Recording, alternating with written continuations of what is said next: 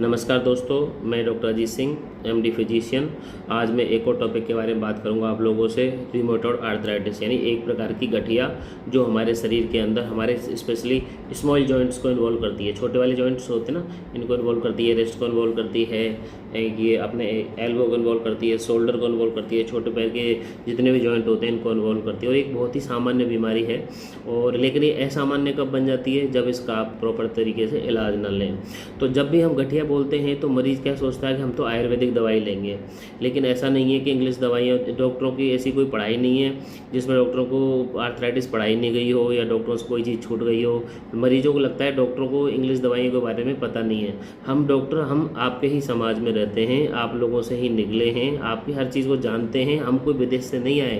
तो आपको ये बात समझनी चाहिए कि आपका डॉक्टर जो आपके बारे में बता रहा है वो आपको सही सलाह देगा।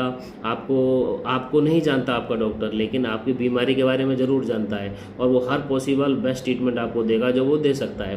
तो आपको क्या करना है कि जब भी आपको रूमेटॉइड आर्थराइटिस डायग्नोस होती है, ज़रूरी नहीं है कि रूमेटॉइड आर्थराइटिस आपकी हम जांचों के अंदर ही आ जाए। रूमेटॉइड आर्थराइटिस जो बीमारी है, क्लिनिकल डायग्नोसिस भी होता है इसका, यानी डॉक्टर आपका देख के आपसे बात करके भी बता सकता है कि आपको रूमेटॉइड आर्थराइटिस है। It is a clinical diagnosis. तो कुछ लोगों को लगता है कि उनकी रिपोर्ट में आरए फैक्टर नेगेटिव आया है तो उनको आर्थराइटिस नहीं है, उसको बोलते हैं seronegative arthritis. That is एक ऐसी आर्थराइटिस जिसमें रिपोर्ट नेगेटिव आती है लेकिन लक्षण सारे पॉजिटिव होते हैं। तो आपको आर्थराइटिस का प्रॉपर ट्रीटमेंट लेना है। जिस तरह से जॉन्डिस में लोग झाड़ा लगवाते हैं, इसी तरह से लोग आर्थराइटिस में के अंदर भी आयुर्वेदिक दवाइयाँ लेते हैं और अपनी उन मेन दवाइयों को भूल जाते हैं। आज शाम को मेरे पास एक लेडी आई थी, उसने भी यही किया था। आज से 3 महीने पहले वो प्रॉपर तरीके से मेरे पास रूमेटॉइड आर्थराइटिस का ट्रीटमेंट ले रही थी, बिल्कुल सही थी, जोड़ों में कोई सूजन नहीं थी, दर्द नहीं था, खाना पीना सही था। अब क्या हुआ, किसी लेडी ने उसको बोल दिया कि आप आयुर्वेदिक दवाई ले लो, आपकी बीमारी जो जड़ से ख़त्म हो जाएगी, लेकिन ऐसा नहीं हुआ। उस लेडी ने 2 महीने तक इलाज लिया, उसकी बीमारी बढ़ गई, और इवन उसका ये वाला जॉइंट पूरा सूज गया भयंकर तरीके से, यानी severe arthritis, severe mono arthritis हो गई उस पेशेंट को।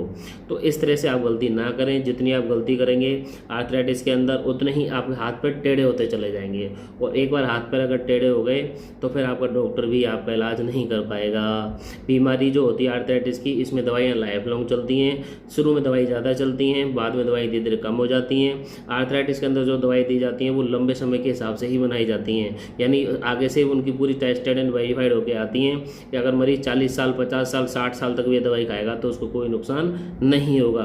1-2% केसेस को छोड़ दो, बाकी 98% ये दवाइयाँ एकदम सेफ होती हैं, इनका कोई नुकसान नहीं होता है। और ये दवाइयाँ दी इसलिए जाती हैं ताकि मरीज के हाथ पैर टेढ़े ना हो। अगर सोचो किसी के हाथ पैर टेढ़े हो गए तो वो क्या कर पाएगा, इसलिए आप लोग इस चीज़ का ध्यान रखो। Thank you.